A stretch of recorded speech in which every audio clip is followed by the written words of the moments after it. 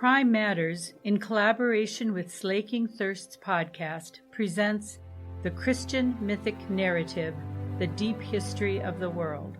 PrimeMatters.com is a groundbreaking project of educational outreach of the University of Mary, awakening the Catholic imaginative vision.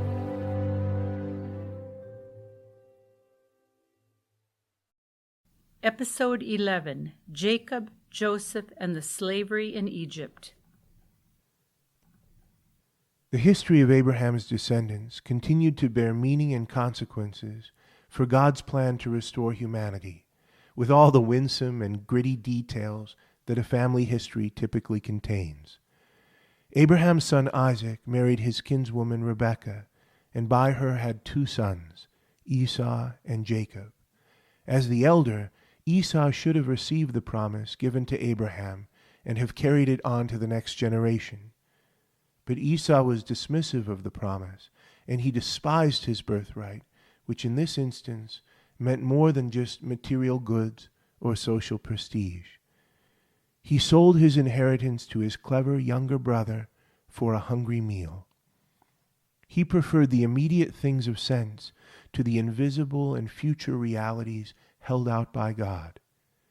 So Jacob gained Abraham's blessing, and with it the special blessing of God that had come through him. God then took Jacob in hand and trained him in mind and character, enabling him to win through to his true inheritance.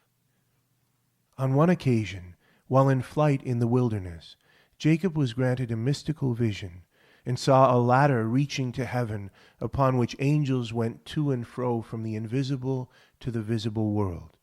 He spent the night wrestling with God as he struggled to accept and embrace the momentous call he had inherited. God then gave Jacob a new name, Israel, and renewed the promise he had made to Abraham. Jacob was later blessed with 12 sons and became the patriarch of their descendants, the father of the famous 12 tribes of Israel. Jacob had a special love for his cousin Rachel, whom he was able to marry only after working for many years. Rachel bore to Jacob the two youngest of his 12 sons. One of them, the favorite of his father, was named Joseph. The fortunes of the people of Israel, their rise, their suffering, and their future deliverance would be tightly tied to the history of Joseph. Joseph was greatly disliked by his older brothers. They envied their father's love for him and resented his belief in his own high destiny that he had received in dreams sent by God.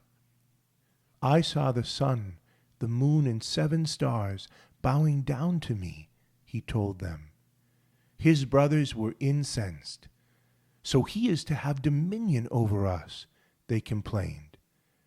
They plotted to kill him, but at the last moment decided instead to sell him into slavery and to report him dead to his father.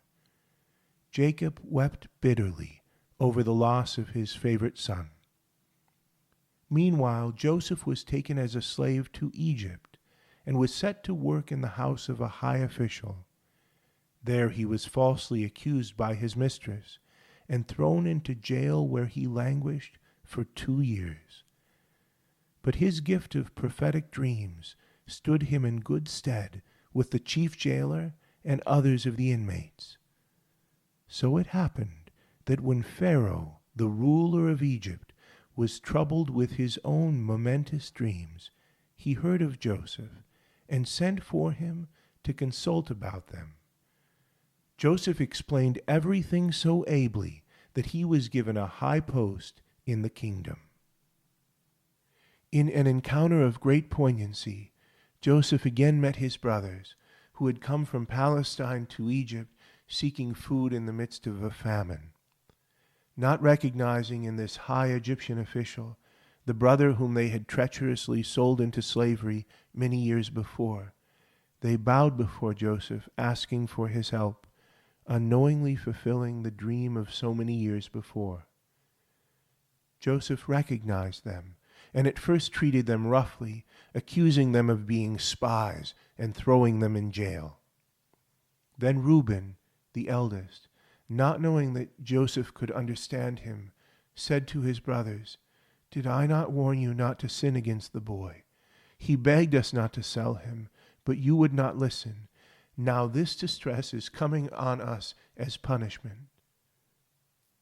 Rather than plotting revenge, Joseph was overcome by affection for his brothers and desire for his father, and after further intrigue with comings and goings of his brothers to Palestine, he finally revealed his true identity to them. He said to his brothers, "Now do not be distressed or angry with yourselves because you sold me here, for God sent me before you to preserve life." Joseph then urged his brothers to go back to Palestine and to bring his father with them to Egypt, where they could be preserved from the famine that was devastating the land. They returned home and said to their father Jacob, "Joseph is alive, and he is the ruler of all Egypt."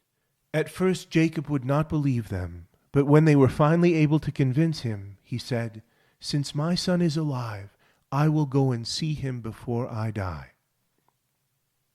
So the Israelite clan, some 70 people in all, left Palestine and were welcomed into Egypt by Joseph and the Egyptian Pharaoh.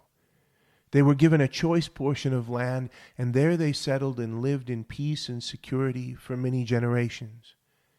But when Joseph had died, and other pharaohs who had known nothing of Joseph's history took the throne, the Egyptians began to fear this foreign people among them, who had now grown numerous.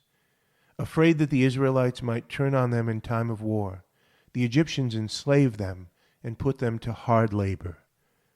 So the descendants of Abraham, the bearers of the promise, God's chosen people who were to bless all the nations, now found themselves despised and oppressed, enslaved by a power far too strong for them to escape. Yet the plan of God to undo the curse upon humanity was still working its silent way.